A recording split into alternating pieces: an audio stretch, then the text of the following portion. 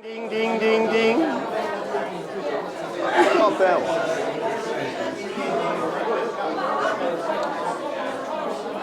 Thanks for coming.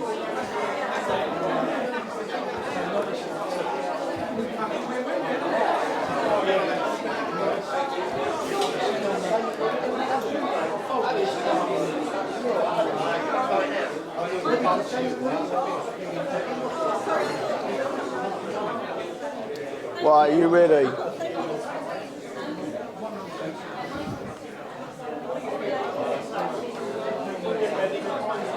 on 2 seconds.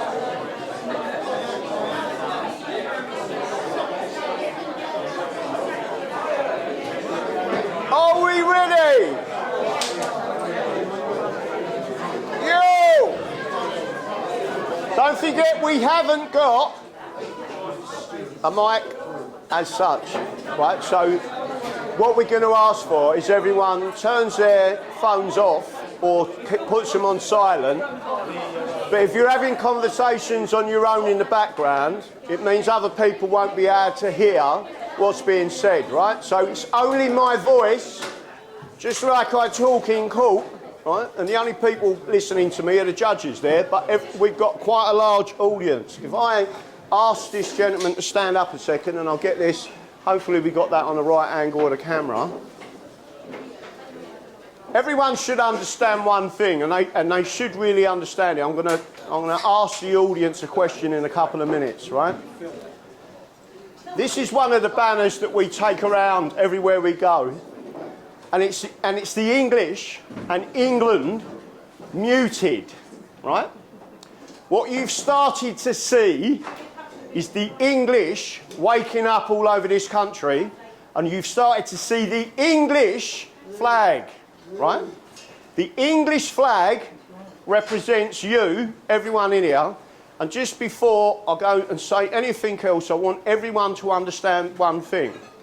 Nowhere in the English Constitution does it mention race, right?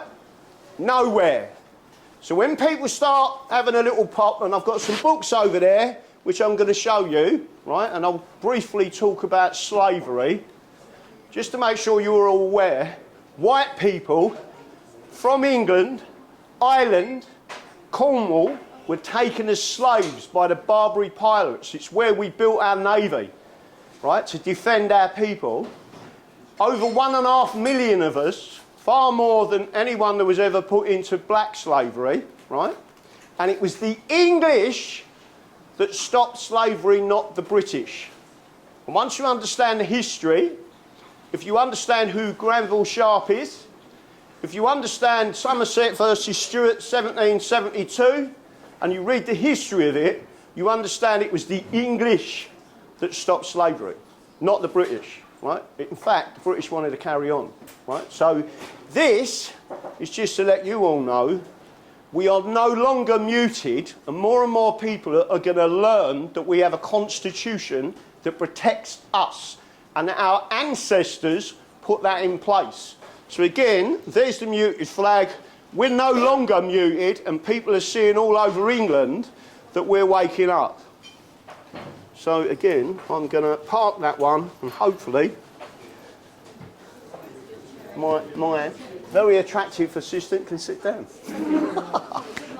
What's that? A minute. Well done, son. Right, so where do we start? Normally I start the seminars by asking a simple question, right? And the simple question of the audience, and this is where the interaction comes in, how many of this audience consider themselves to be British as opposed to English? Or Scottish or Irish, right? How many people regard themselves as British? Put your hand up. Don't be shy, by the way. If you think you're British, by the end of this you won't be, right? How many people think they're British? Well, I'll tell you what, I love Essex, right? How many people believe they're English? Put your hands up, right? So almost, well, every single one, right? And then there's the odd person who doesn't, but I quite like her, she's growing on me, right? That's the person sitting there, right? But I want everyone to understand something. The English believe it or not, we was one of the only countries that allowed foreigners to come in and used to forgive them if they breached our laws, right? But again, this is all in our history and it's all written in our history. The main reason that we do these seminars is to teach people that you have a constitution. How many people here have been told they don't have a constitution, they don't have a written constitution? How many people think that and have been told that? So loads of people are putting their hands up, right? That's a lie. And it's a lie by politicians and what we call the ruling classes that want to remove the knowledge of what actually protects you as subjects of the realm of England, right? You are not citizens. So again, I will be talking very briefly on the difference between a country and a unitary state, which is what the British are. A unitary state is not a country, and it says that in the law books. England is a country. Scotland is a country. Northern Ireland is a country, right? But not the UK. The UK is known as a unitary state.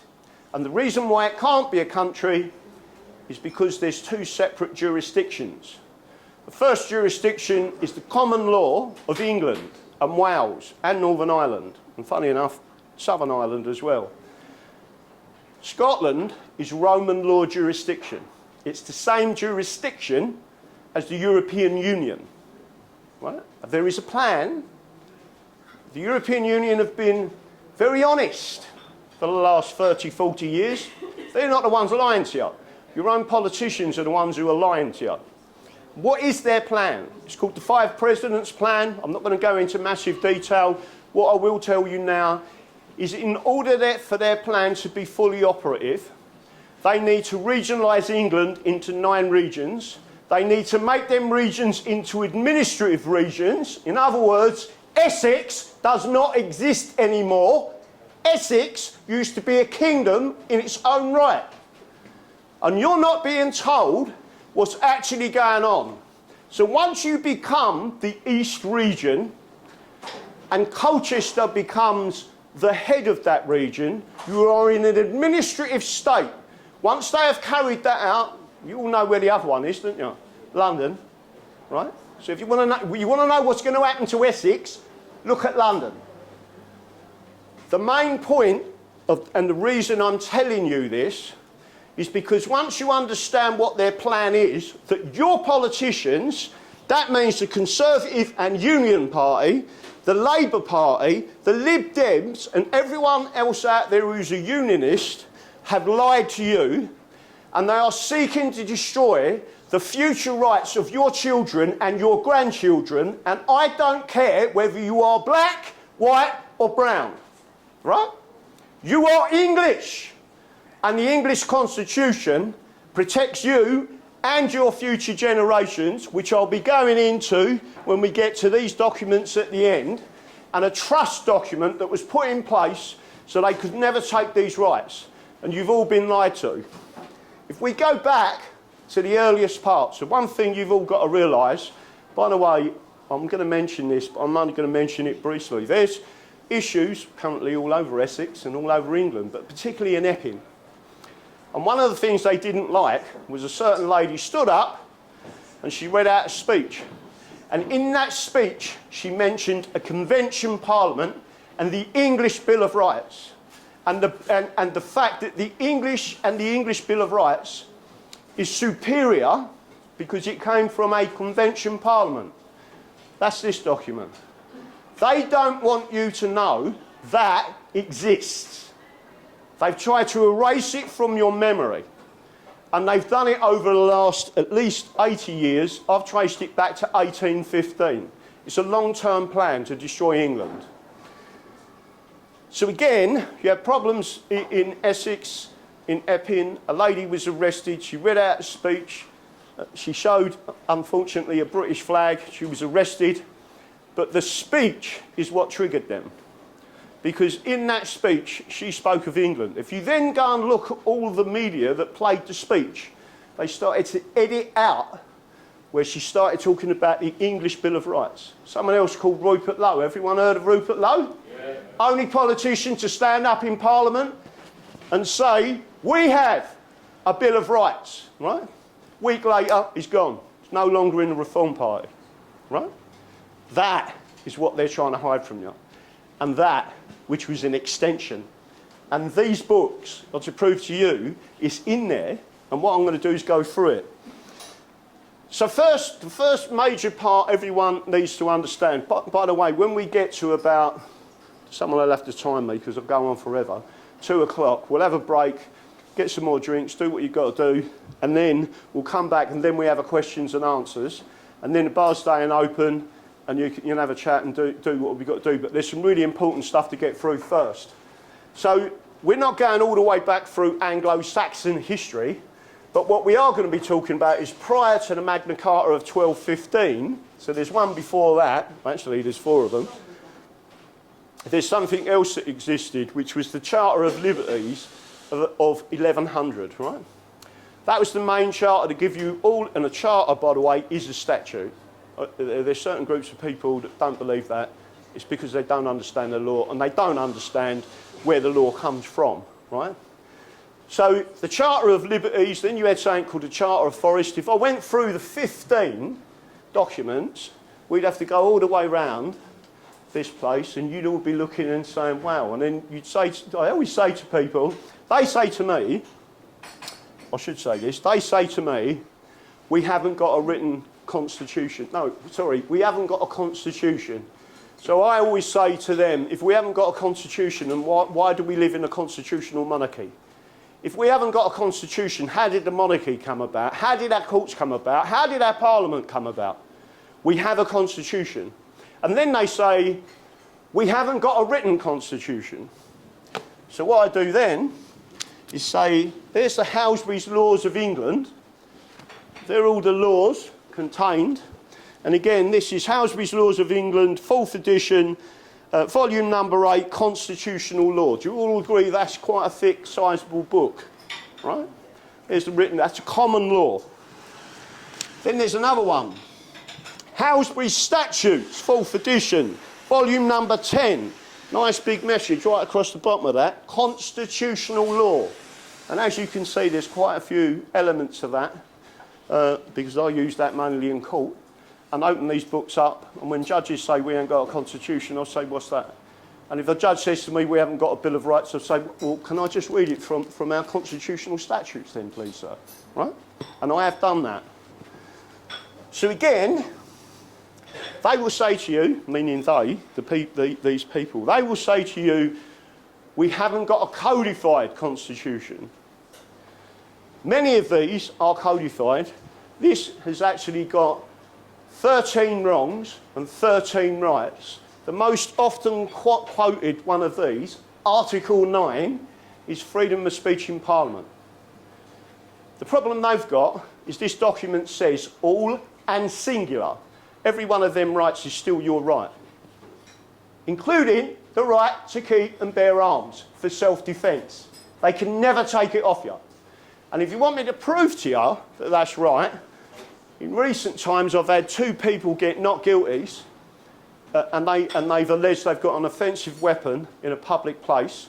They've come and spoke to me, they was our members, right, and said, this is what they've charged me with, and they're going to give me 3 years, right?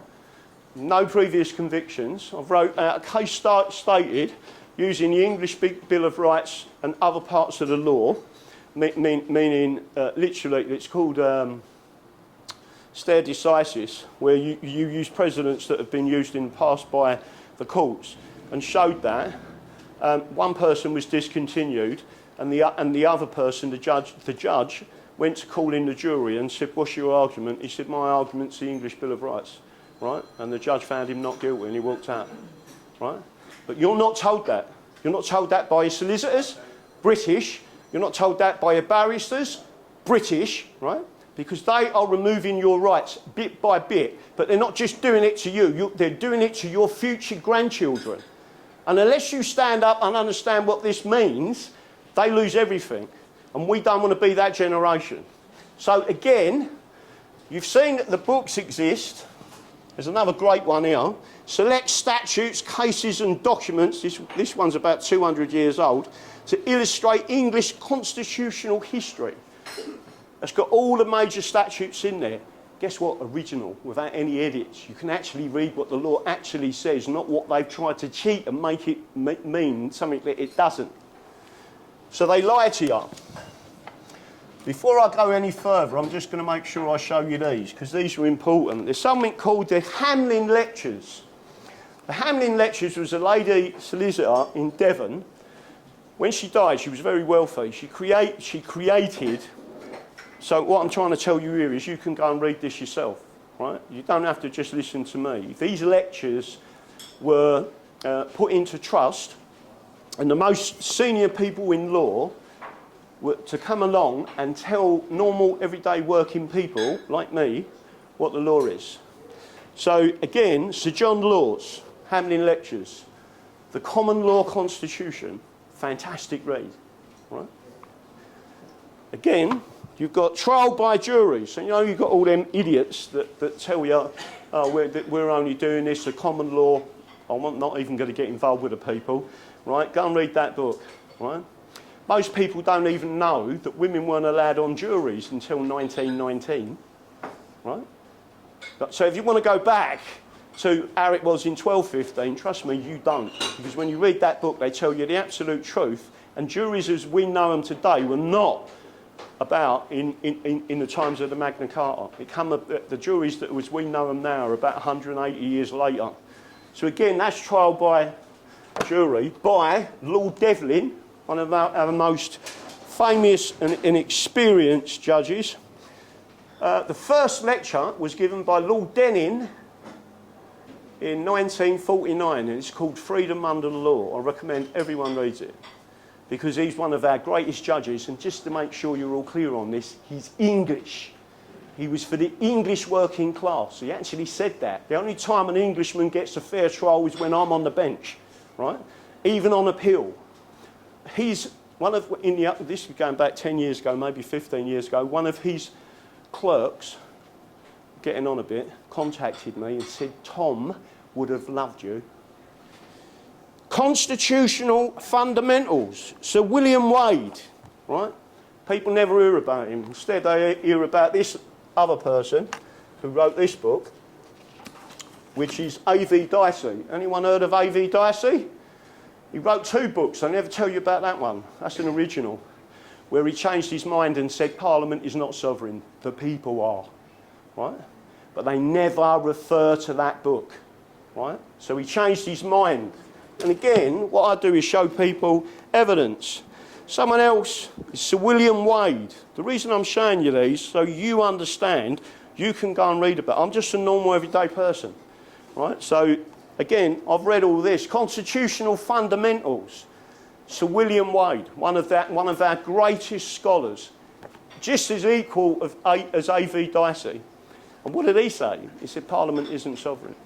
The Constitution is sovereign, the rule of law is sovereign, and the people are sovereign.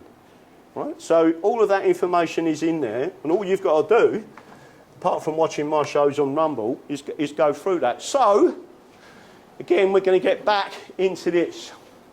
So in 1215, we had the Magna Carta. The Magna Carta it's actually the Magna Charta is the Great Charter. That's what it's referred to as 1215. There's 4 variations of it. But one thing that people do need to understand is the Magna Carta, the original 1215, can never be repealed. I think you can, yeah. You might have to speak to Stuart behind the bar to work out where the seats are. I'm not sure where more seats are. So, again, you've got the Magna Carta of 1215. You cannot repeal it, right? The major point is you cannot repeal it. And why can't you? Well, why can't Parliament repeal it? Because it was out of the jurisdiction of Parliament. Parliament hadn't been created until 1275, right? So Parliament was later, it can't repeal something that wasn't within its jurisdiction to do it, right? There's various other things that people say about the Magna Carta. One thing you cannot do is you cannot repeal it. And Parliament itself, if you look at Hansard, has admitted that.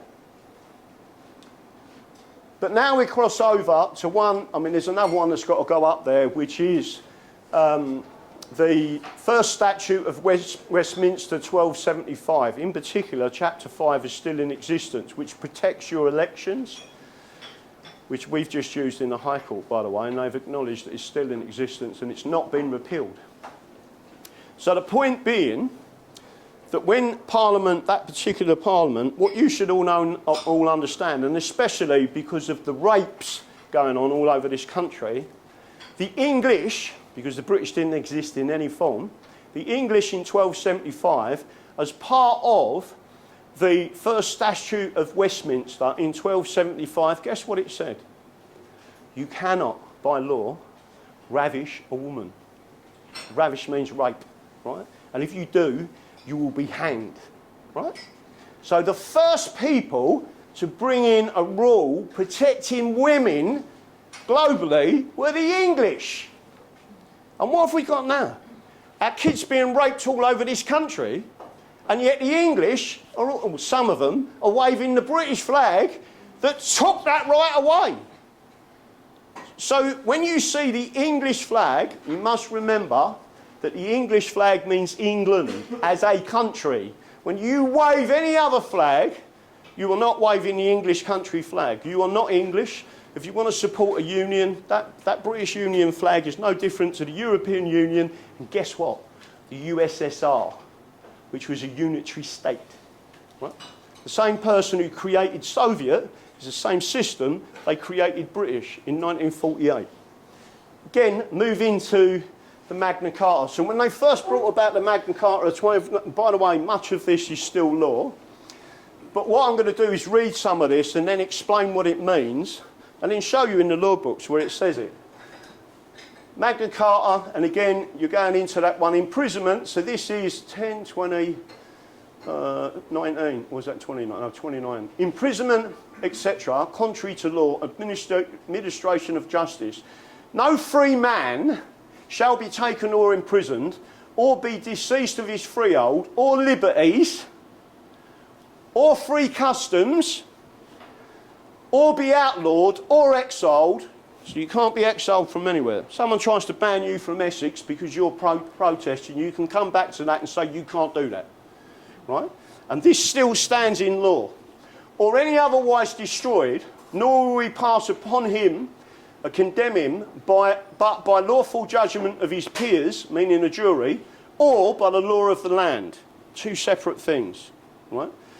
We will sell to no man, and we will deny or defer to any man either justice or right. There's various other things. That's still in effect. There's certain elements that are still in effect, but really and truthfully, the original Magna Carta is still in full force. Now, some people say that this, on its own, is our constitution, which is rubbish, right? We're going to go forward. Everyone's heard of the Peasants' Revolt, right? Well, let me ask a question to the audience, because this always amuses. How many? Do you know where it started? Anyone? Where? No, it finished there. Right. It started in Brentwood in Essex. Right. It started in Essex, and the reason it started in Essex, have a listen to this, is the King's men decided, again on the orders of the Chancellor, to take taxes off the people of Essex.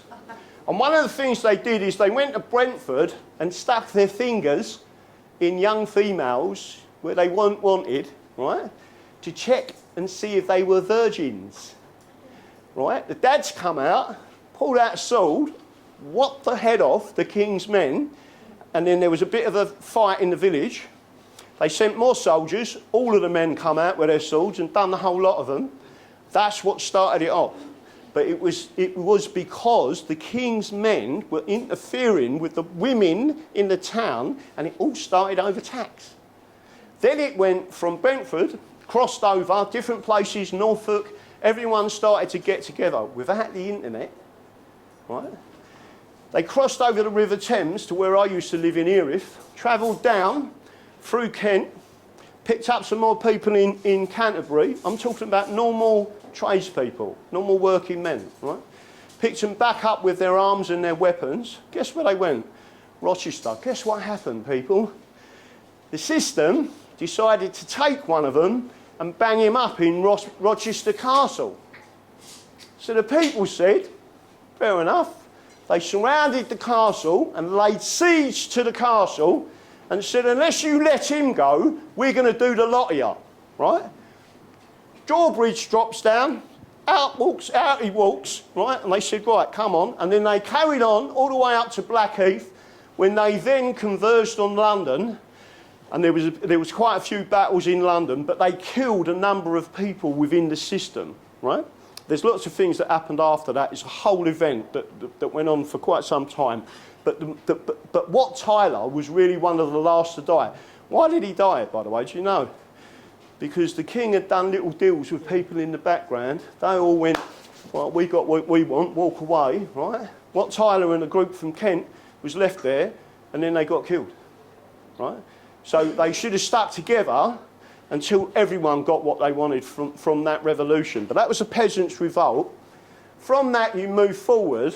What we're really going to be talking about today are the things that are happening now, and I've got to make sure I've got enough time to do it. So we move into something called the Glorious Revolution. Right, so again, there's certain books. This book is about 40 years old. It was written, and it's called The Declaration of Rights, 1689. What people don't realise is the Glorious Revolution, William was asked to come to England, right? But there's all these people who say he invaded, etc. He didn't, right? The king lost his bottle, threw the English seal in the River Thames. Off he went in his little rowing boat, got all the way to think it was something like Ramsgate, where the people had got him away to. They captured him, asked, shall we send him back? And the people in London said, don't, because he'll lose his head. Let him escape. So they let him go. They didn't want to top him. But William, King William and Mary had already landed in a fantastic place called Brixham in Devon, right? And by the way, Queen Elizabeth II went down there on the 300th anniversary, and then she made a speech in Parliament and told everyone that the Bill of Rights is still law, and it is the foundation of our democracy, right? And the judiciary is separate, right? Which is not what you're seeing at the moment. So the reason why these books, the Bill of Rights, so let me make sure I get this right for you. The Glorious Revolution produced a trilogy that protects you, right? The Declaration of Reasons, that no one talks about. The Declaration of Reasons, right? So it was what King Billy read out to the people to why he was here. He had been asked to come here, and then he starts to tell you the story. By the way, this is archived. You can read it. The weirdest thing possible is like reading about what's happening now, except the names have changed. It's exactly the same thing, right? The next part of that was something called the Declaration of Rights.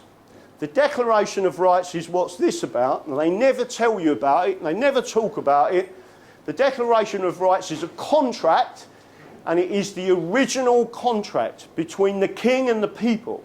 Right? We was known as a kingdom without a king at the time. There was no king. If there ain't no king, there ain't no parliament. So what they did was they got together the people, and it's called a convention parliament. It's the most powerful thing in the country.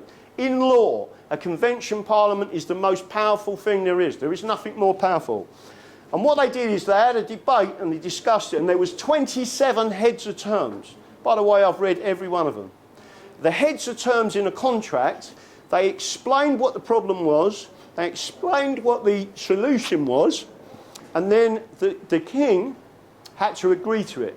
And there was an agreement, and that's called the Declaration of Rights. Everyone heard about when he was in Westminster Palace, and they read the Declaration of Rights, and him and Mary agreed to the terms. That's the only reason he was the king. But forward, The only reason you've got a king now is because of that Declaration of Rights. It's so crucially important, people don't understand. But there's 27 heads of terms to it. If they go against any of them terms, you have got something called a private right injury in private law, which is what I specialise to push forward. In America, they know all about it. But here, you're poo-pooed. There's no such thing, right? It's a lie, and they're lying to you. So that's the Declaration of Rights. How do you move on to that? Before we get to the Bill of Rights, which is crucial, which is public law, they took the Declaration of Rights, so the private contract, and they needed this. It's called the Crown and Parliament Recognition Act 1689. Still law today. It has to be law. And there it says, King and Queen recognise the acts of the said Parliament were and are laws of statutes and are to be obeyed. Right? Then it tells you all the details. You can go and literally read this, and that enactment created the Coronation Oath Act. If anyone wants to understand exactly what this says, it's more detailed, but again, you've got to understand what it is. So, an act for the establishing the Coronation Oath Act, right? So that means that the Crown they must take this oath. By the way, they take 2 oaths. That oath means they can never go against you or your rights. And if their authorities, meaning their servants, not yours, meaning Crown servants, by the way, people need to understand this. Police constables are Crown servants. They're not public servants. We don't live in a republic. We live in a Crown monarchy. Therefore, police constables they're individually liable, and we've already won this in the High Court, by the way, and we showed their own documentation to show it, but police constables take an oath. They can't be a police constable, just like a king, unless they obey the laws of the land. And if they go against the laws of the land, for example, arresting you, assaulting you, doing any of them things, you've got a private action against them as an individual, and you can bring proceedings against them criminally for what's something else called contempt of statute and contempt of sovereign, right? But you're not being taught this anymore. 100 years ago, you was taught this in the school. But now they removed it. When did they remove it? Early 1970s. Why? Because we went into the European Union. Why did they remove it? Because that document there has got a supremacy clause. And in this supremacy clause, what does it say? No one can have power over the English but the English. So the European Convention of Human Rights can have no power over you. The European Union and its council can have no power over you. It's all in that. But they didn't want you to know that. So they removed it from your education. And by removing it from your education, they remove it from your children's education. And then no one has got any rights. You become slaves.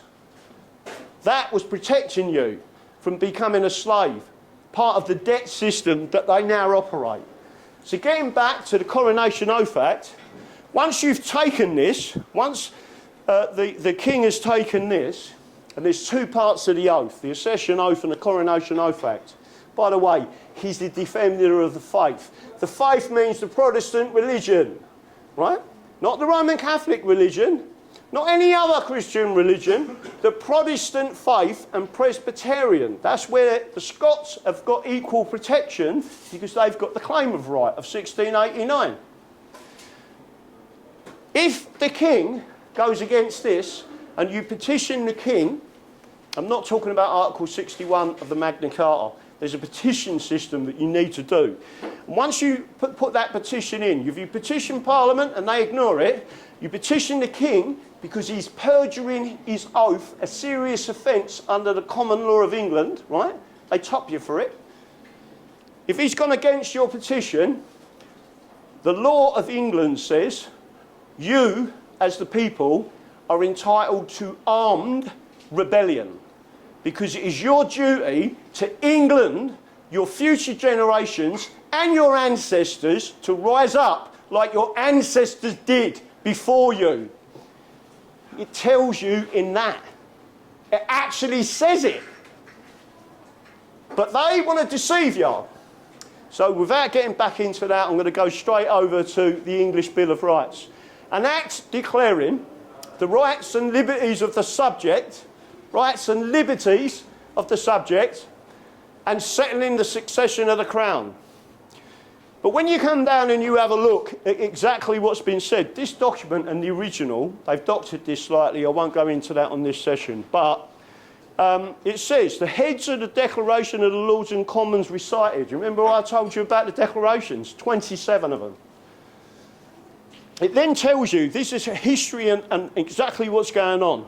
Whereas the late King James II, by the assistance of the diverse evil councillors, judges, do you mean they're crooked judges? What? You can't have them, and none of them are crooked. Surely not 400 years ago. They're just as bad as the ones we got now. Right? There it is. Let me get judges and ministers. What do you mean? Do you mean ministers were crooked and doing all these strange things in the back? Yeah, they was. Yeah. Even then, employed by him, they're employed. Judges are the Crown's judges. They're not your judges. They belong to him. Parliament belongs to the Crown officially. That's why all this comes into it. If you go against your oath, the whole lot's gone. We'll take it off you. Right? You either do what we want and keep things nice, or we'll come back at you.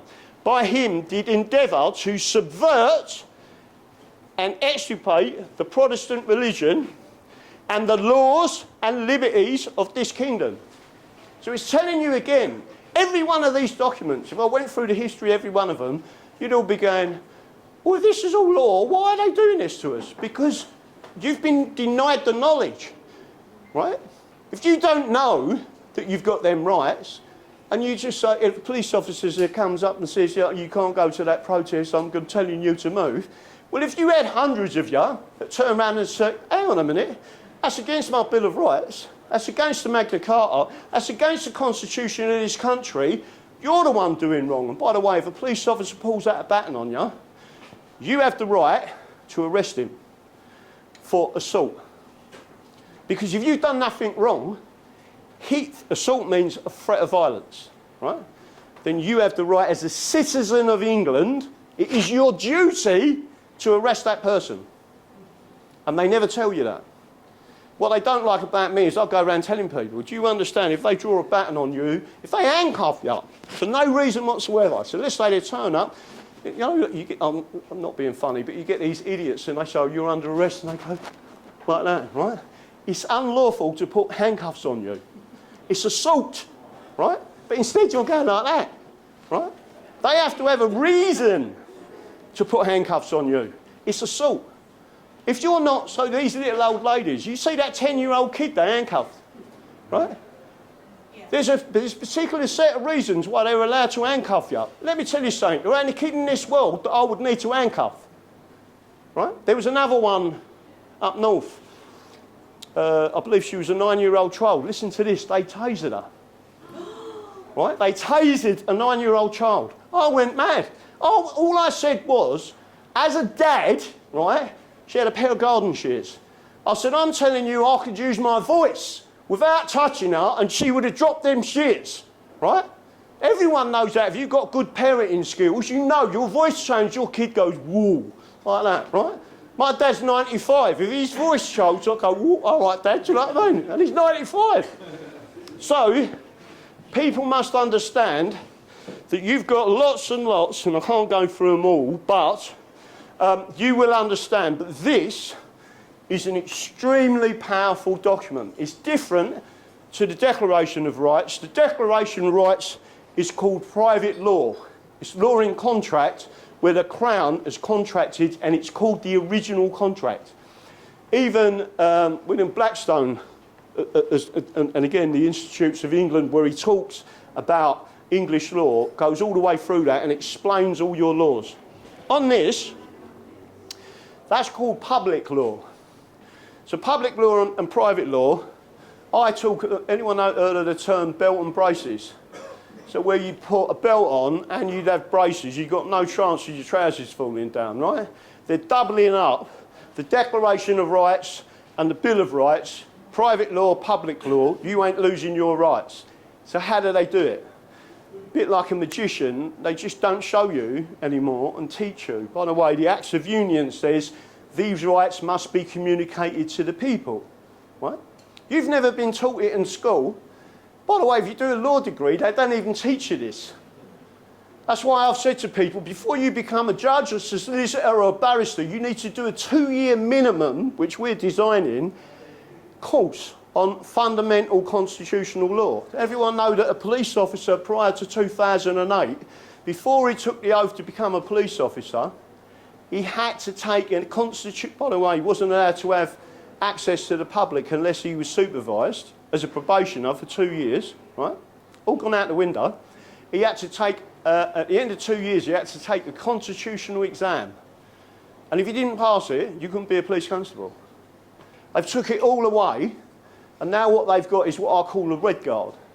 So the red guard have just not tried. They're idiots. They stick them in a uniform, and not being funny to women, but they're putting all these women in uniform, right? If you get 10 geezers and 1 woman, police officer, right, you've got no chance of controlling 10 men that want to have a fight, right? Whereas in the old days, there was police officers that I knew could walk in, like what I said with my dad, they could just use their voice and the geezers would step back, right? And they'd respect the fact that that cop was going to say, I'll take one of you out, and that one will do lots of bird. That's the way they used to do it. But getting back to, now this is a really important one. The Act of Settlement of 1701, it says 1700, that's when it was put in place. There's a reason why this happened. Now, what it says is Act of Settlement, an act for the further limitation of the Crown and better securing the rights and liberties of the subject. So you've got a trilogy, the Declaration from the Glorious Revolution, the Declaration of Reasons, the Declaration of Rights, the English Bill of Rights. They had a little bit of a gap, right? And in only about 20 years, 18, 20 years, some things went pear-shaped, and they then needed the Act of Settlement. And what that was an extension of this. Some people in law, scholars, tell people that that's more important than the Bill of Rights. In some ways, I think it is. Because at chapter 4, guess what it tells you? It tells you that the laws of England are your birthright. It tells you that in law, and that can never be removed. So your birthright, you've got heir rights to all of this. The Bill of Rights at the original chapter 3 and chapter 2 protected this for in the future. The original part of this protected the Magna Carta, protected the Charter of the Forest, protected every element of your English rights going back centuries was all protected by these documents from the Glorious Revolution. Yet they've erased it from your memory, right? So when you look at that Act of Settlement, there was something in there. This is the bit that people often say, wow, right? It said, you cannot be a member of Parliament, you cannot be in the House of Lords, you cannot be a police constable, you cannot be the frigging Mayor of London unless you are born of English parents. Right? Double again, belt and braces. 2 parents must be English. If they're not English, you can't have any authority over the English. That was in that document. It was in there, not for racial issues. You're going to love this. King William was Dutch. Right? Mary was actually Scottish English, right? But King Billy was Dutch. He started moving some people in. King Billy was a good guy, but he started putting people in authority, in Parliament, in positions of profit, right? They started taking liberties, started getting greedy, right? So the English started to rise up again. And King Billy said, I'll tell you what we're going to do. We'll make sure that there's no Dutch in positions of power, right? I don't know anyone knows any Dutch people, but they look just like me, speak a different language, right? But they're the same race as us. What they said was, you cannot have them people in our parliament because they're going against our English liberties, right? And they started doing all these things in the background. There's a whole history. It's a fascinating history.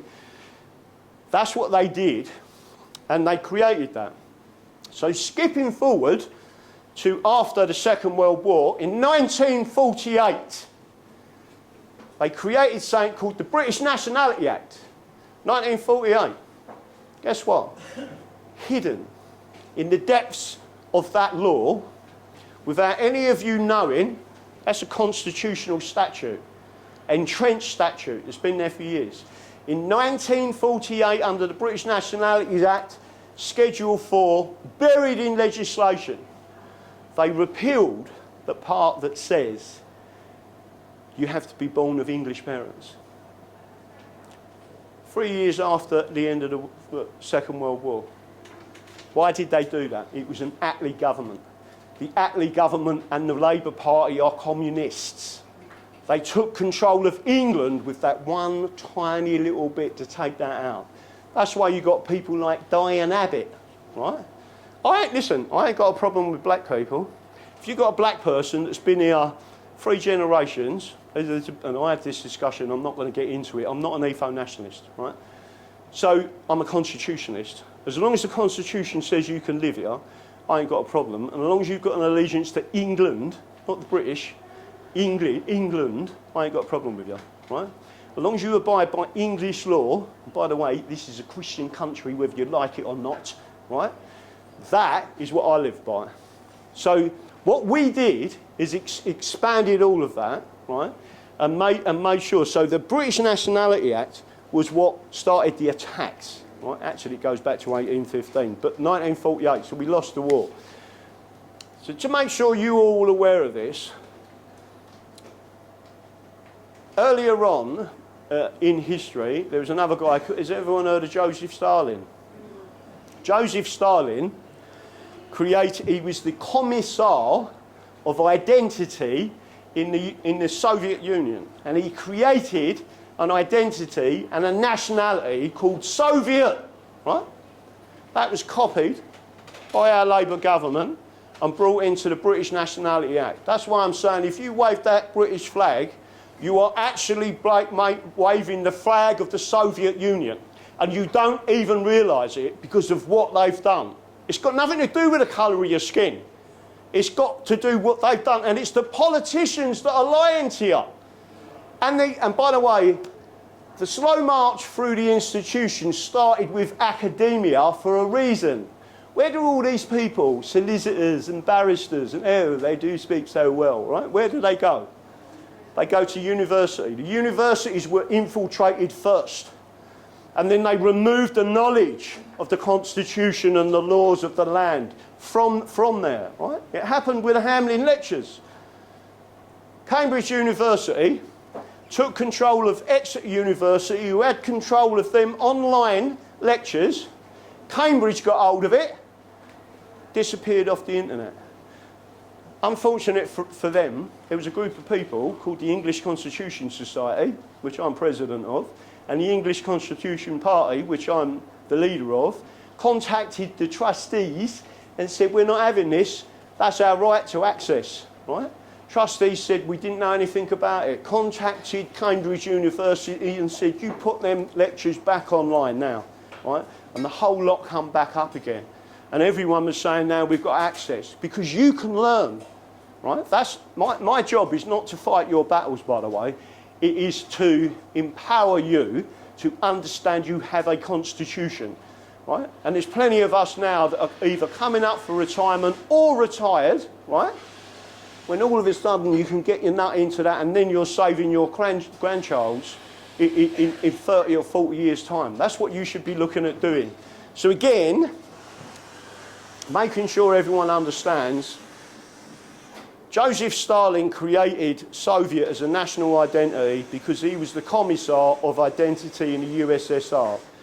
Just to make sure everyone gets this, what happened in 1991? The Soviet Union was dissolved by a signature, right? Guess what?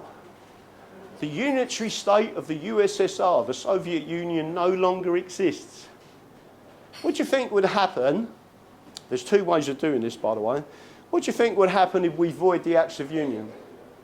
You go back to being England, just like Russia has. England, Scotland, Wales is part of England. But again, if they want self-determination, I haven't got a problem with it, right? But the main part is all these places go back to what they was originally, which is countries. They're not part of a political union anymore, right? It is the politicians who's done it to you. Again, the European Union have never lied about this. They're quite open about it. It's your own politicians. But because you're in Essex and you come from Essex, you need to all understand something. Essex was its own kingdom. And all of a sudden, it's no longer there. Did you all know that there was a group of people called the Essex Rifles? You ever heard of them? They actually fought off, believe it or not, Napoleon. Right? There was an invasion. They all went back. This is where the right to keep and bear arms comes in. Picked up their rifles, went down to the beach, started taking pot shots at the invading force.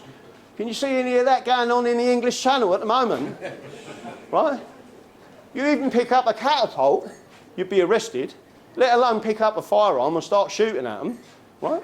So everyone needs to understand that side. But before I go on, so there's much more of this. There's about 15 of these in total. For me to do a full, you'd have to be in quite a large area to pull out every one of them and go through it, and it takes hours. And I've got to be conscious of time. But we are going to get through this. So don't forget, I'm going to go for probably a 2-hour questions and answers. That's the interesting part to me, by the way, because I'll get all sorts of questions. But let's go back to this in the middle. And don't forget, you can come up and take photos of any of these books. And by the way, if anyone's ever seen my show on Rumble, by the way, I've just been banned again on YouTube. Right? They don't like me on YouTube. They don't like people telling the truth.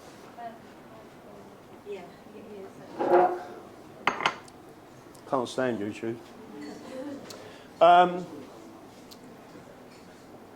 So again, we're going to get back into this. Everyone should understand you can take photos of these. By the way, you can buy these second-hand individually. If you buy the second-hand ones individually, they can be quite cheap, about 30 quid a book. If you try to buy the latest set, which I can't afford, it's about £7.5 grand for a set, and there's 2 sets. So it's 14 grand before you even start. You don't need all of that. You only need the constitutional books, so you can concentrate on that. But even a single book of the latest edition, if I remember rightly, is about £700. Whereas you can get one of them for about 30, 40, 50 quid. And then you've got, don't forget, you've got 2 separate books. Halsbury's Statutes of England, Halsbury's Laws of England. What's the difference between the two? Anyone know? One's statutory law, one's common law. So if anyone says, a lot of people say common law don't exist, it does exist. But so does the statutory law and statutory defences, which is why a lot of reasons these people get in trouble, who call themselves legal experts, but they don't need I mean, I don't believe in the European Convention on Human Rights. I think I'm the only person, actually I see the lady turn up earlier, she's out there, right? I'm the only person ever to get an injunction against the British government with the European Convention of Human Rights. So it's not as if I don't even want to use the European Convention of Human Rights, but at Strasbourg, I actually got an injunction against the British government, right? And again, when you talk to these other people, anyone come to the court when we was at court? Right, so I mean, most people see I'm completely different. I'm not like I am on my show. If I'm talking to 2 high court judges, oh, your ladyship, right? And you just talk to them, but your job as an advocate is not to aggravate the judges because you want them to make a decision for you, right? So you don't go in there and say, read me your oath. Tell me what your oath is. I'm not saying anything. I've got a legal fiction. My legal fiction is my certificate, my birth certificate. What do you think the judge is going to say? If you keep on like that, I'm going to hold you in contempt and send you to the cells, right? And they also say there's no law, right? But if you get up there and say, your ladyship, right? Someone, I'm not saying this is true, but someone said she had a soft spot for you, right? Because I was just talking to her. Everyone will know this, that the King's Counsel was so boring Both judges was rolling their eyes. So when I got up and said, this is me, they were like, oh, now we can listen to a normal person. Do you know? Don't aggravate the judges. They will go on your side. Even a magistrate. We've had magistrates with us. Magistrates are people just like me and you. And as long as you say it the right way to them and don't aggravate them, they'll find in your favour. And they're quite powerful in what they can do. I mean, we've had quite a few not guilties. And again, it's never publicised. By the way, I don't charge. Right, I only take on strategic cases. I'm not a solicitor, I'm not a barrister, I'm a constitutionalist. And I teach people about the Constitution, that's it. But, let's get into this, because this is where you can briefly go through it. So at the top there, you can see an English flag. Below are the common law constitutional rights belonging to the English. Right, so everyone, I'm really pleased to see everyone says they're English, right? So it's easy to explain this to you, right? The right of the realm of England and its subjects to defend themselves. Where does that come from? English Bill of Rights. Guess what? It was a pre-existing right. That's what people don't understand. The English have always had the right to arm themselves in self-defence all the way back to Anglo-Saxon times. If you go and read the Anglo-Saxon laws, which are, this one I loved, if you harm a women's children, right, so in other words, the mum, right, and you've got the children, you are her kids, she has the right to top you, in other words, kill you, right, and no one can prosecute her. And I was like, oh, I love that. Why haven't we still got these laws, right? Because the mum is the protector and the educator in the family. It was always that way in England. The dad went out and earned a living and done whatever, but the woman was the one who protected the family. A right to a jury. Does everyone know that they're trying to cancel out juries? Right. Did you know that they took our grand juries in 1929? The way that you used to keep the ruling classes and hold them to account, does everyone know you've got grand juries in America? They got it from us. But the British removed grand juries. It was the way that you would bring people to justice in this country. We could call on a grand jury, and then the way a grand jury works is you put the prosecution evidence forward, so the guy ain't there. That's why they call it a sealed indictment, right? And then you put it to the jury, do you believe there's enough evidence to arrest? Right? So if you get an indictment from the grand jury, it's the most important. It means it's an arrest warrant from your own people. That's what a grand jury means, right? And what they're actually doing by giving an indictment is saying, this is more used in America, but it should be used here. It's called probable cause.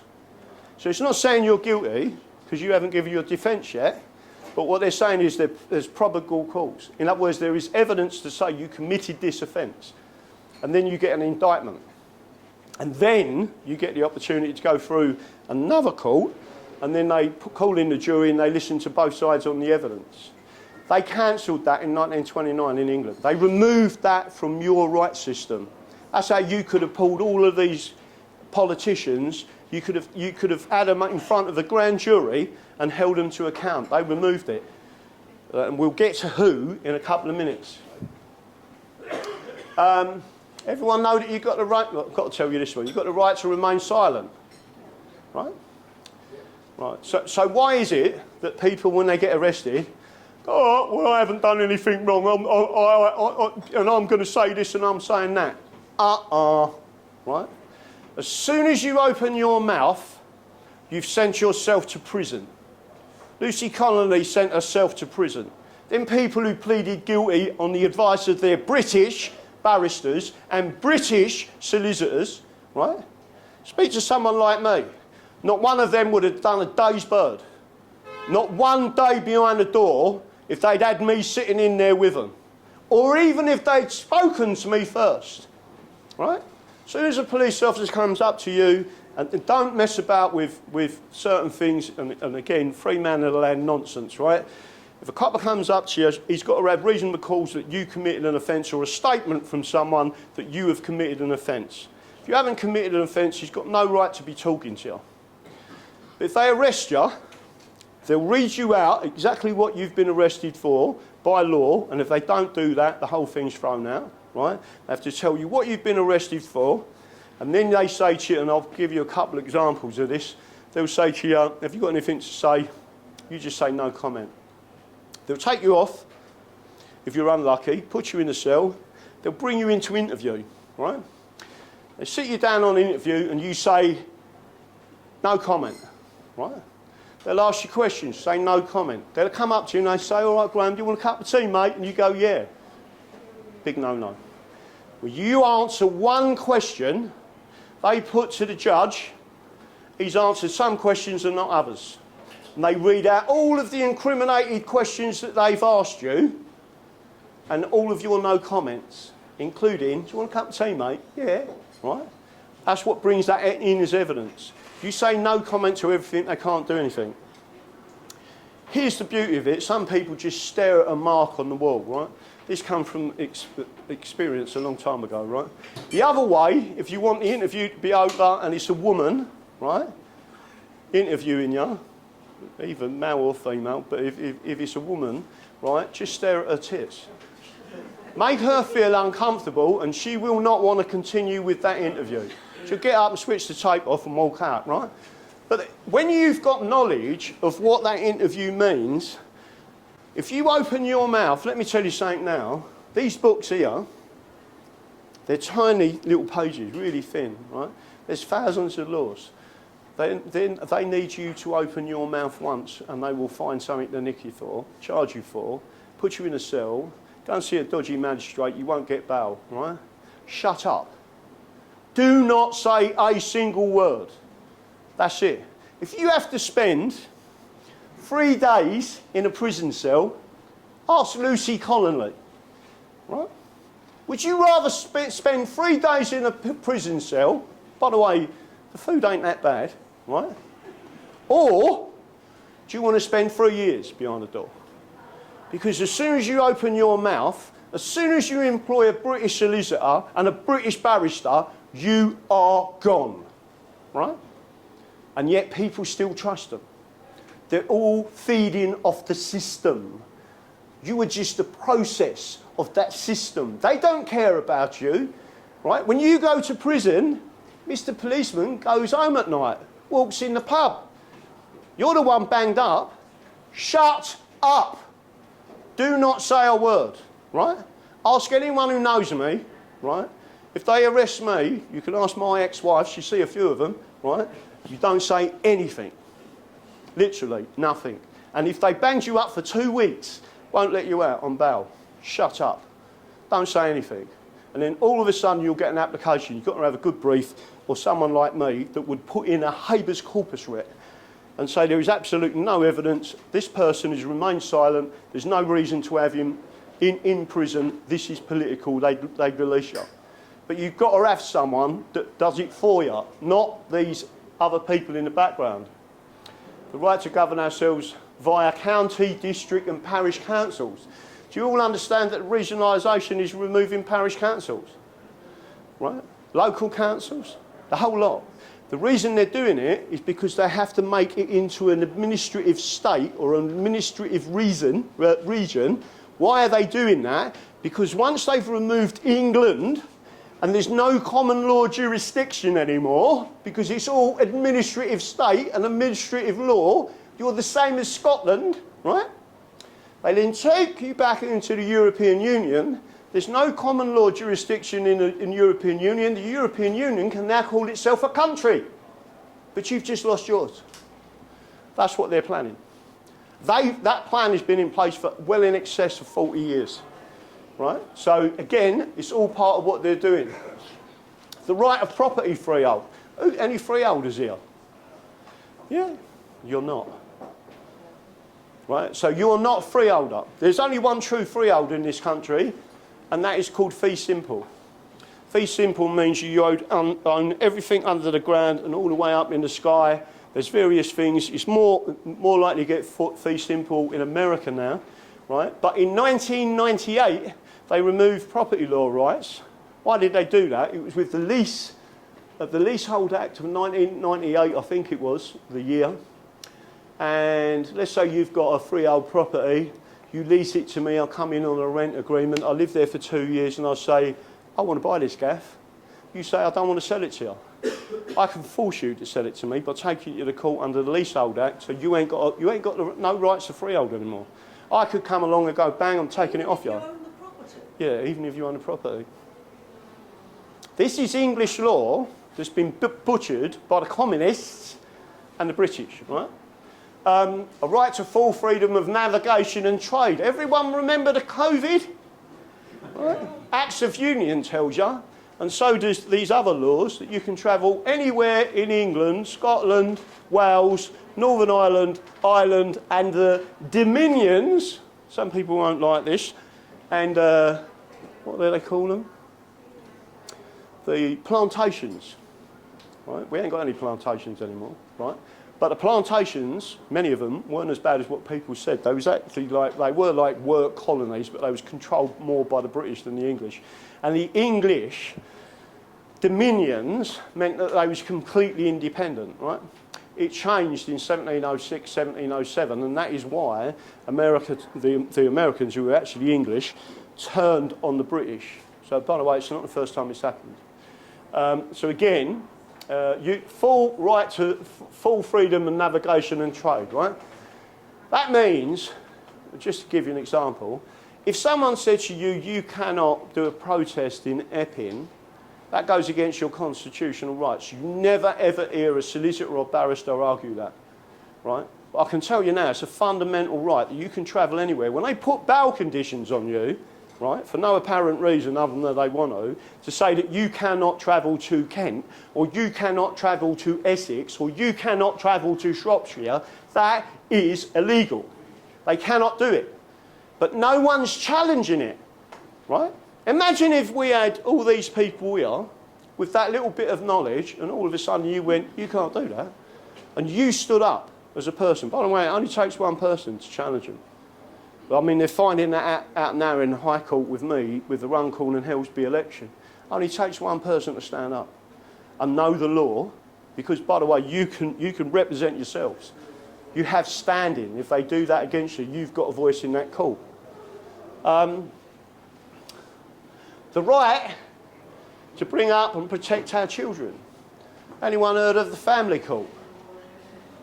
Most evil people God ever put on this planet. Took complete and utter control of everyone and all families, right? The state can now put a guardian in place for your children, even though you as parents are still alive. And if the state want to switch off your kid's life or terminate your kid's life, they can. And there's nothing you can do about it. That never used to be that way in England. These people have done that, right? So again, the right to habeas corpus. What does habeas corpus mean? It means show me the body. If you're in prison for something or locked up, or let's say Stuart decides he didn't like my seminar this afternoon, so he locks me in the cellar, right? One of you would say, Graham Moore is being held in the cellar by Stuart. And they will say, well, what for? You didn't like the seminar, right? Apart from calling the police, obviously, right? But you can actually get, one of you can go to the High Court, put in a habeas corpus writ. They would serve the writ on Stuart. Stuart would have to grab me by the short and curlies, right? And take me up to the High Court. That's what habeas corpus writ means. So you have to produce the body into court, and then the other side has to explain why it is they're holding them in custody and whether or not it's... And the judge decides whether it is lawful custody or not. And if it's not, they release you. Right? So it's a habeas corpus writ. And if you read Freedom Under the Law Handling Lectures by Lord Denning, he tells you in that all of the work that the judges do, the most important is habeas corpus. If we get a habeas corpus writ on our desk, everything else gets cleared. We only work on the habeas corpus writ until we've solved that problem. That's how powerful it is. Judges say habeas corpus, liberty and freedoms of the people is the most important thing. And if you read Freedom Under the Law, you would get a massive generation of what actually is going on.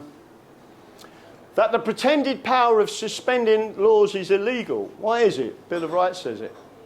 Declaration of Rights says it. So in other words, you can't have people saying, well, no, that law's not in place today.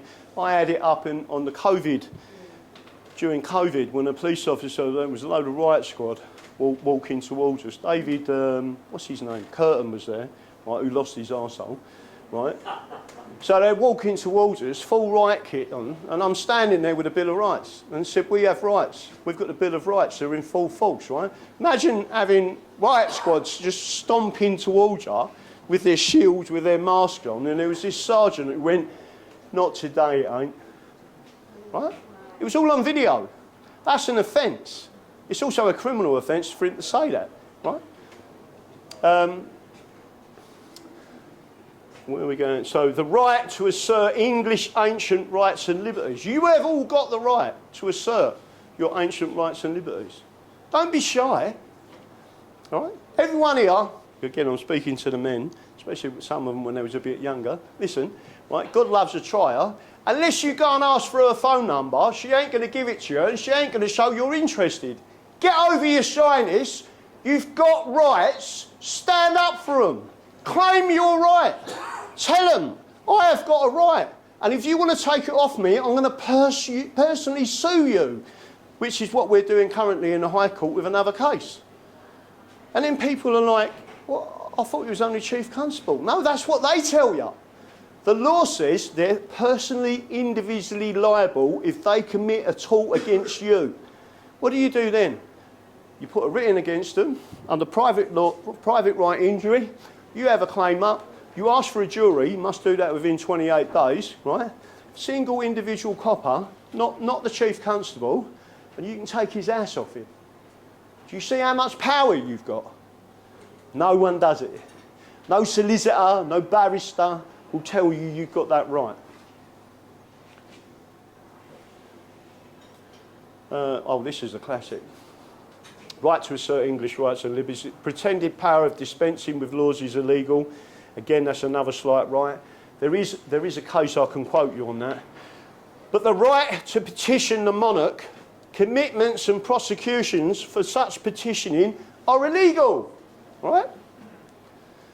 Most of you, or some of you that know me, will know quite a few years ago, in fact it was 2018, apart from the fact that we arrested Sadiq Khan in front of 3,000 people,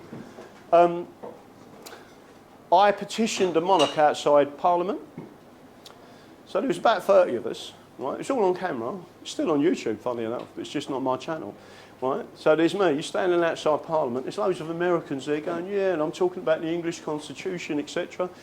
About a 30-year-old Bill come along, all with their cameras on, and they said, you can't do this.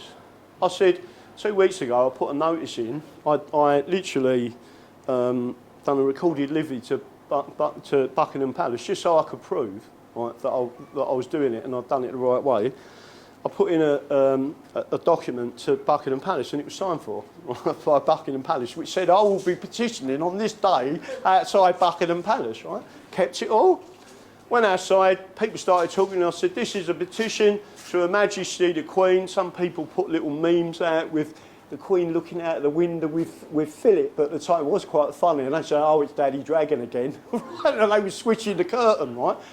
So the old Bill nicked me, right? So there's me having an argument with a Chief Superintendent, 2 inspectors, load of sergeants, and they arrested me, handcuffed me, dragged me off, threw me in the back of a van, took me down to Cannon Street, right? Finally released me later on that night, gets taken to court, goes to the court, it's Westminster Court in London, one of the worst magistrates in the country. Well, it is the worst magistrate in the country. So the judge says, by the way, there's probably about, it was #1 court, there was about 100 people in the gallery supporting me. So again, this is where you have standing, so I can represent myself. So the judge said to me, Mr. Moore, what is your defence? So I held up a copy of the Bill of Rights in full as an authority, and the Coronation Oath Act in full as an authority, and said I rely on those 2 documents for my defence. And the judge said to me, is this going to be a constitutional argument? I said, yes, sir, it is. right? So they turn round, so the judge is now looking at the CPS and says to the CPS, have you got any video evidence? Listen to this, 30 police officers, all got video cameras, stood up and said, no sir, there's no video evidence. So he said, what, you've got 30 cameras and none of them work? No video evidence, Your Honour.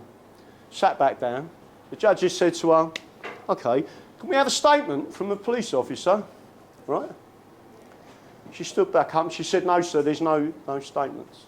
So he said, so there's 30 police officers, a superintendent, 2 inspectors, 4 sergeants and all these police constables and there's not a single statement from these people? No sir. Right? She sat down again and he went, no, stand up. So she stood up. He said, what are you going to do? And she said, we offer no evidence. Right? The whole place erupted. Right? And everyone started cheering. I just stood there looking at him. Then he said, well, this was the funny bit, he shouted at the public gallery, this is not a pantomime. And one of my mates shouted back, oh yes it is. And even the judge thought it was funny, right? That's Gary. Funny enough, he's from Essex, right? And the point I'm trying to make to you is the judge then said to me, how much does it cost to bring your 5 witnesses and yourself to court today? I said, 350 quid. He said, I award you full costs. And he said, I'm telling you now, pay the man, right? Literally, he said, pay the man. Write the cheque out and give him that money, right? Because otherwise it goes all through the system, calls it, and they literally sent me a cheque for 350 quid. So I won the case on the Constitution, right? That the police officers completely illegally, why didn't they have their cameras on? Why didn't they write a statement? It tells you there. The right to petition the monarch, commitments and prosecutions for such petitioning are illegal. So all of a sudden, they're going to get nicked. You can't do that to a subject of the realm. If they're petitioning the monarch, which I was doing, it was quite obvious, it was all on camera, I'd already put in a notice to the king that I'd be standing outside Buckingham Palace petitioning, right? There's no one says you have to do a petition by writing your name on something. Petition means making a demand. And that's what I was doing. So anyway, that caused them a massive problem, and it proved that if you rely on the Constitution, there's nothing they can do. The election of members of Parliament ought to be free. That's what we're in court for now, today, right? I run in Runcorn and Hillsby, right? Who's the main person going against us? Sarah Pouchin MP. Why would she do that? Right? It was a crooked election. The whole thing was crooked. We just won. I won against 2 King's Counsels, 2 barristers and an army of solicitors backing them up, right? And it was just me standing there. Many people here was probably at that court case, right? In front of 2 judges. And they found, with a 32-page judgment and 84 paragraphs of law, they said at the end, the petition goes ahead. In other words, Mr. Moore has won. They hated it.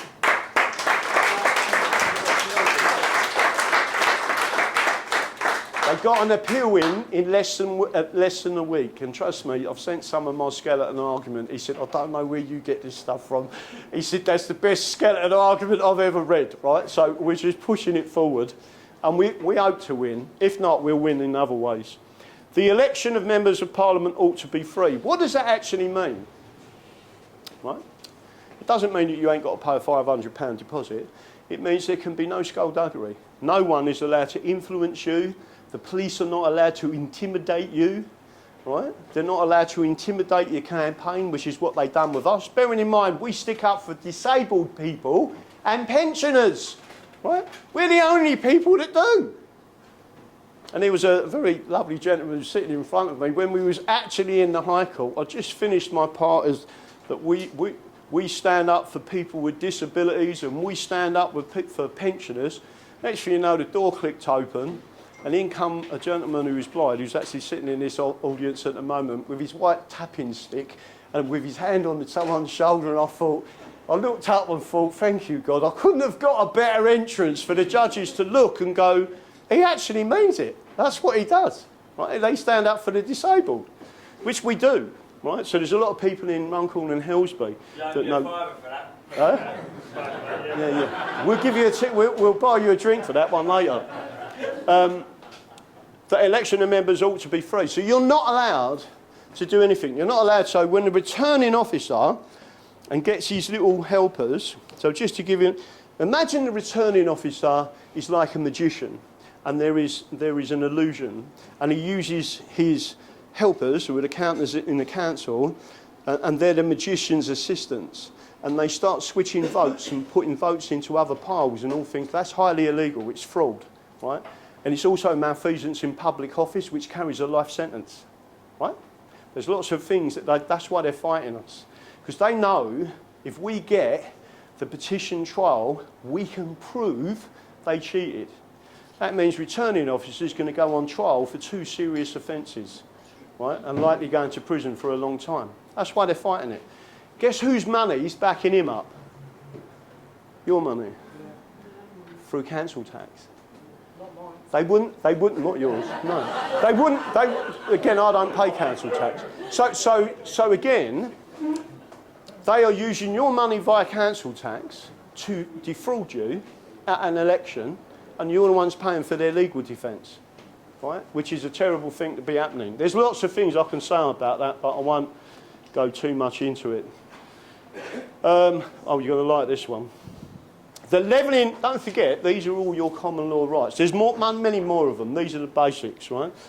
That levying money, income tax, VAT, a European tax is illegal. By the way, we're supposed to have left the European Union. That's a load of bullshit, right? You shouldn't be paying VAT. No taxation without representation, right? Why are you paying VAT then? And by the way, on average, going back about 10 years ago, there was 8 billion of fraud in VAT, called carousel frauds, right? Where missing trader fraud. And the government admitted they had no way of knowing if someone was being fraudulent. Why would you want to pay that tax if you're giving criminals 8 billion of your money, right? But they just, because it's not their money, they don't care. It was a slice off the top. Commissioners for the ecological causes and all other commissions and courts of like nature, Sharia, for example, are illegal and pernicious. I'm not going to ask if there's any Jews here, right, or any Hindus, or I don't think I'm picking on Jews or not, or even Muslims, right? Any religious court in England is unlawful. You're not allowed to do it. The reason why is because you get religious fanaticism. Right? Whether it be Jewish, whether it be Hindus, whether it be Sikhs, whether it be whoever it is, and particularly Roman Catholics. Right? And the reason I say that is because a lot of that is about Roman Catholics, not the Roman Catholics themselves as normal everyday people, the Jesuits. Right? They are not very nice people. Right? If you read their oath, you'd understand what I'm saying. So what that means is you can't have Sharia. Everyone know we've got something like 80 to 100 Sharia courts in this country. Highly illegal. We actually went to an event in London through the Selden Society, which is another group that we belong to, and Lady Howe was given a lecture. And during that lecture, we asked some questions that made her flip. They turned the cameras off in the end because she didn't like my questions and she didn't want to answer them and she didn't want everyone to see that she couldn't answer the question. It was well funny, right? But Lady Howe, she was asked that there was a Muslim barrister there, a lady, and the Muslim barrister said, when are we allowed to have full Sharia law in this country? Lady Howe said, you can't. She said, why not? She said, it's forbidden by the English Bill of Rights, right? It's not me just saying it, I'm telling you, it's unlawful. Why have we got them then? Shut them down, right? It's in our laws, you can't have that. But it's not, so I want to make sure I'm saying this right. I'm not picking on Muslims, right? I can't stand Sharia. I've got to be honest with you, I can't stand the Talmud either. The Talmud, which is Jewish, the 2 types of Jewish law, the Talmud's even worse, right? Worse than the Sharia, right? And people don't even understand that. But if you say that, right, you're an anti-Semite, right? Well, I'm not an anti-Semite, right? So when I'm saying to people, I don't like their religious laws, if you want to live in England, drop your laws out, right? You live by the Constitution of England and our laws, which says you can't have someone locking. Remember what I said to you earlier about Stuart locking me in the cellar or whatever? Well, they brought this in because Christians in this country, if you didn't turn up to church, they'd lock you in the vestry. And you might be in there for 2 days. There was all sorts of shenanigans going on with bishops and all that because they had the power. What that was brought in for was to neutralise that power. So you just lived your life without religious intervention. If you wanted to be an atheist, be an atheist. What they turned around and said was, when you eventually end up in front of God or whatever you want it to be, if you haven't atoned, then he'll deal with you, not us. Right? That's the way that they brought it in. And to be fair with you, most people are genuinely nice people. That all grants and promises of fines, forfeitures of particular persons before convictions are illegal and void, nor excessive fines imposed, nor cruel and unusual punishments inflicted. Everyone understand that? You can't be tortured. We've got a torture case in this country that no one even knew about. The press wouldn't even talk about it, right? Did you know that my fee, when I do hit the government, is £1,888 an hour? So when I win cases, they don't like it.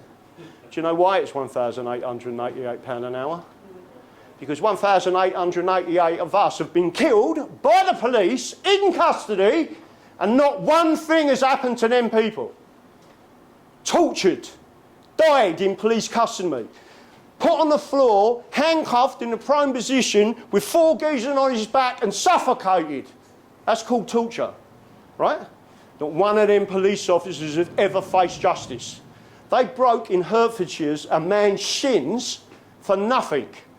Snapped his shins, dragged him out of the car, not one of them went to prison, right? That's called torture. We've got laws that protect us against that. No one is bringing it up, right? The only people who fight back are people in the English Constitution Society and the English Constitution Party, because the British say, thin blue line, we love our police, right? When you realise the people they're employing are not your friends, right? And anyone who ever gets arrested, you've got to be very, very careful with them. Not just that, but all promises of fines, right? So when they was giving people, I've got some funny things happened during COVID. The amount of people that come and see me who said, I've got a £10 fine, I can't pay it. I said, show me what it says. I said, tick that box. They ticked that box. I said, sign it and send it back to him. He said, it says, I want a trial. I said, yeah, you do, and I'll be representing you. See what happens. Right? Sent it back. Come back and said, no further action. Oh, right? How many people paid the fines? Right? All you had to do was tick the box and say, I want a trial. They give you so many £10,000 fines out, right? They couldn't cope with it, so they squashed them, right? But some people paid. I couldn't believe it. Why didn't you just give me the 10 grand? And I would have fought it for you, right? Speeding cameras. I'm not going to go into detail about this, but speeding fines, for them speed cameras. That was actually brought up in Parliament at a constitutional committee where they admitted it was against the English Bill of Rights. They're not allowed to do that. But everyone says, oh, I'll pay. I'll put the points on my licence, right? Or worse, right? If they ban you from driving because of them, they're stopping you earning a living. And yet people are just suffering it. There's an old part of English law, it's called no loss, no harm, no injury, no fraud. And there was one chief constable, not so long ago, about 10 years ago, in County Durham in the north of England, right? He actually switched off all the speed cameras. And he instructed his police constables, if you see someone speeding, stop them, pull them over and advise them that speed kills, right? That's what they're supposed to do. They're not supposed to arrest you for anything, because you haven't caused anyone any harm, right? They sacked him, right? So you've actually got people that do stand up for you, and bosh, they're gone. If I told you how much they get in pensions and handouts when they retire, anyone self-employed, the average chief constable gets just under £500,000 immediate payout, tax-free when they retire. How many of you want £500,000 when you retire, right? And then 2/3 pension for the rest of their life. That's why them people are now taking liberties with us, because the government forward bribes them, right? It's called communism. So that we've roughly covered. Don't forget where we started from. They're English rights. Below are common law constitutional rights belonging to the English, right? This is all your rights. And that for the redress of all grievances and for the amending, strengthening and preserving of the laws, parliaments ought to be held frequently. Originally it was once a year, did you know that? That's what the Glorious Revolution said. Then it went every 3 years, right? Do you know what every 5 years means? That's part of that's communist takeover of your country. Communists do 5-year elections, which are a complete and utter, it's the sequencing, it's five-year sequencing, right? That no foreign, oh, this is the one you're going to love, right? This is, do you remember I said in the Bill of Rights and why we can't be in the European Union or the European Convention of Human Rights, is because this has got a supremacy clause that says that no one can have power over you, right? Only us. So then you go, that no foreign prince, person, prelate, state or pontificate hath or ought to have any jurisdiction, power, superiority, preeminence or authority. It's pretty clear, isn't it? Right? Ecclesiastical or spiritual, right? So Muslims can't tell you what to do. The Talmud can't tell you what to do. Sikhism can't tell you what to do. Christians can't tell you what to do. Ecclesiastical or spiritual within the realm, so help me God. Why is that important? So help me God. It's called a solemn oath. Solemn oath is really serious. It means if you perjure that, right? Perjuring a solemn oath is akin to treason, because you ain't just called treason to the people, you have insulted God himself, right? That's why that's such a serious thing. In English law I'm talking about, a solemn oath. By the way, same thing exists, people don't believe this, but it's true, with marriage vows. If you take marriage vows inside a church, you are making a contract not only with your partner, but also with God. That is why you can never be divorced. That was the big argument with the king that wanted to divorce his wife, and they said, you took the vows in the church, you can't do it. And then he said to the church, I don't want to be part of your church anymore, so we're going to be Protestants, right? But what I'm saying is a solemn oath is a different oath, right? There's more I can say about that, but I won't. So again, just to make sure you all get that, and you can all see that, above are the common law constitutional rights removed by the British. It was the British that took them all off you. We haven't got an English parliament. We have no English MPs. Right? There's Scottish MPs. There's Northern Irish MPs. There's Welsh MPs. And there's British MPs. You haven't got a single English MP representing you in that parliament, and that is why your country is being flooded with immigrants and rapists, because there's no one fighting your corner in that parliament. Rupert Lowe come that close, right? He actually mentioned the English Bill of Rights.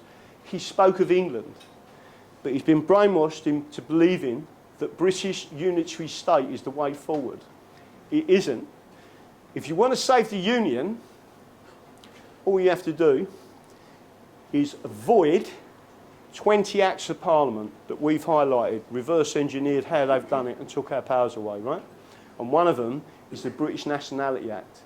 Does everyone here understand that you cannot, let me see from the audience, how many of you get annoyed that you cannot write on an official government document when it says what nationality are you? You're not allowed to write English, it only says British, right? Yeah. Most people get annoyed with that, right? Yeah.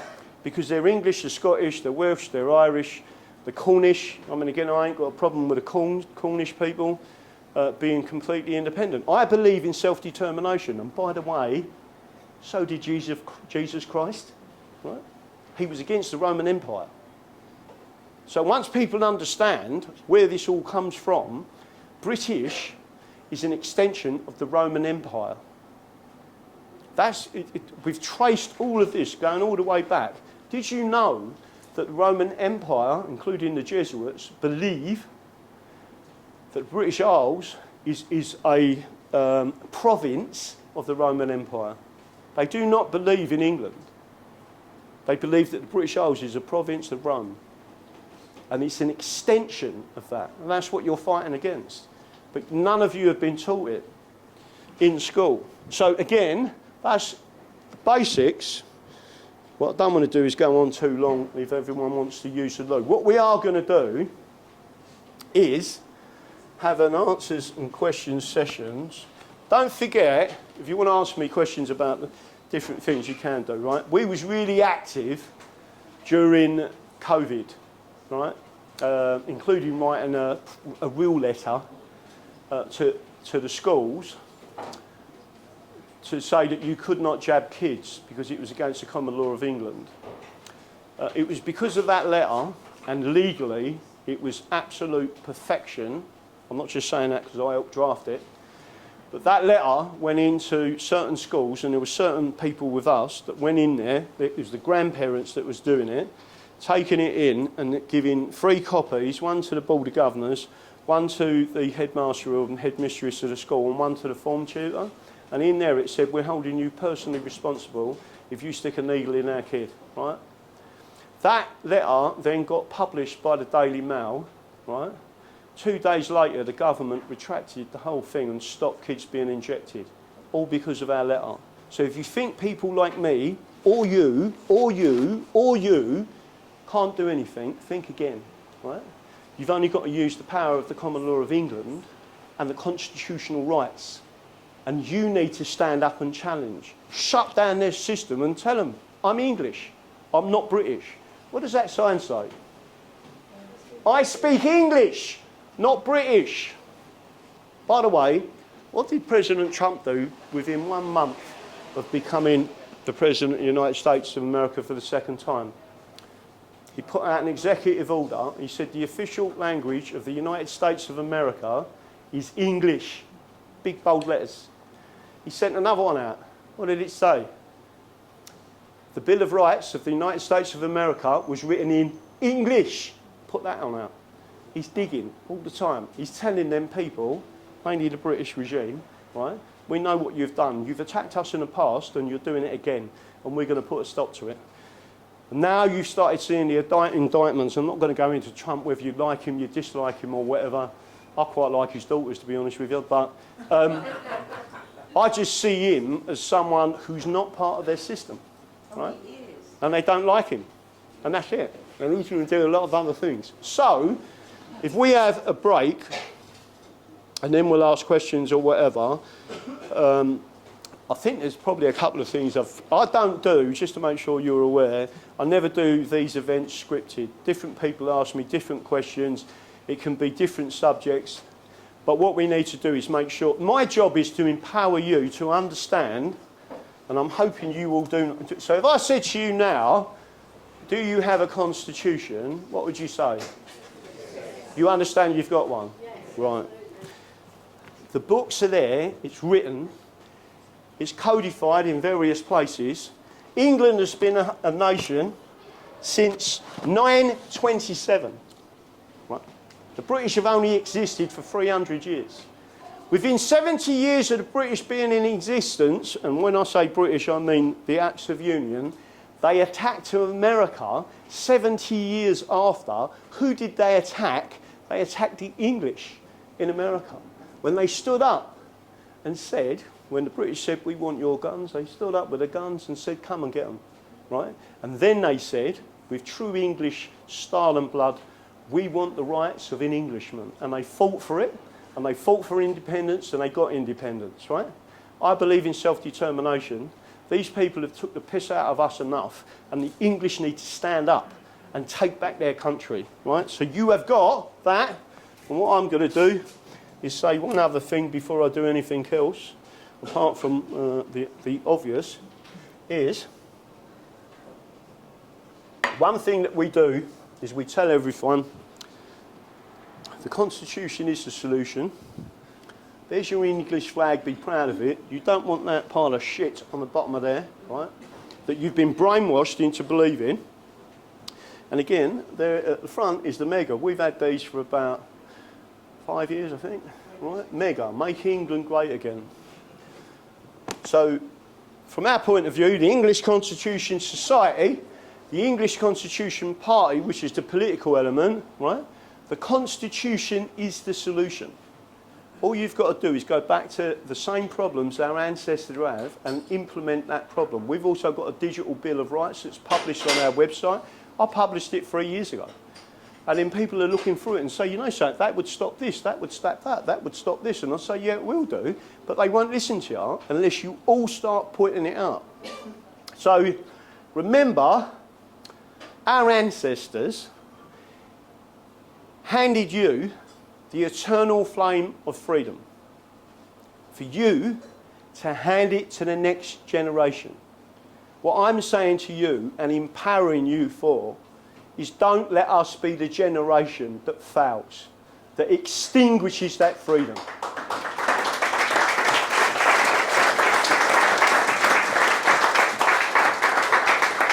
That's it. But hopefully everyone's enjoyed it. Toilets, don't forget to go to the bar and make them really so busy that they're having a nervous breakdown, because that'll make me sit here and laugh while I'm catching up with anything. Oh, fucking hell.